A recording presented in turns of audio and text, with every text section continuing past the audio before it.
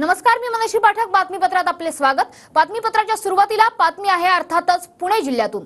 पुणे जिल्ह्यात मुसळधार पाऊस बरसतोय. सिंहगड रोड परिसरात कमरे इतकं पाणी साचलंय. लोकांच्या घरांना पाण्याचा अक्षरशः वेढा पडलाय. पुणे जिल्ह्यातल्या सर्व शाळांना आज सुट्टी जाहीर करण्यात आली आहे. तर नागरिकांना सुद्धा खबरदारी घेण्याचं आवाहन प्रशासनाकडून केलं जात आहे. तर सध्या पुण्यातली परिस्थिती बिकट म्हणावी अशीच आहे. खडकवासला धरणातून विसर्ग सुरू आहे. पुणे जिल्ह्यात मुसळधार पाऊस अजूनही सुरूच आहे. पुणे जिल्ह्याला आज पावसाचा रेड अलर्ट सुद्धा देण्यात आलेला आहे. त्याच्यामुळे आपत्कालीन व्यवस्थापन यंत्रणा पुण्यातल्या या सज्ज करण्यात आलेल्या आहेत.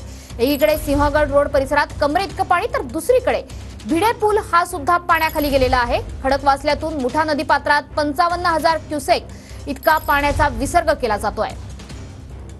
तर पुण्यातल्या नागरिकांना प्रशासनासोबतच TV9 मराठी सुद्धा आवाहन करते की अत्यावश्यक कामाशिवाय पुणेकरांनी घराबाहेर पडू नये. पुणे आणि पिंपरी चिंचवड मधल्या शाळांना आज सुट्टी घोषित करण्यात आलेली आहे.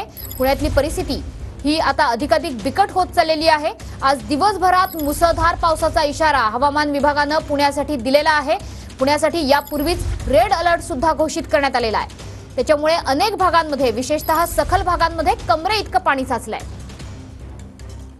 आंबेगाव येथील घाट माथ्यावरील जी गावं आहेत त्या गावातील शाळा, मावळ, मुळशी, भोरवेल्ला, खडकवासला, पुणे शहर आणि पिंपरी चिंचवड शहरामधील सर्व शाळांना आम्ही सुट्टी जाहीर केलेली आहे.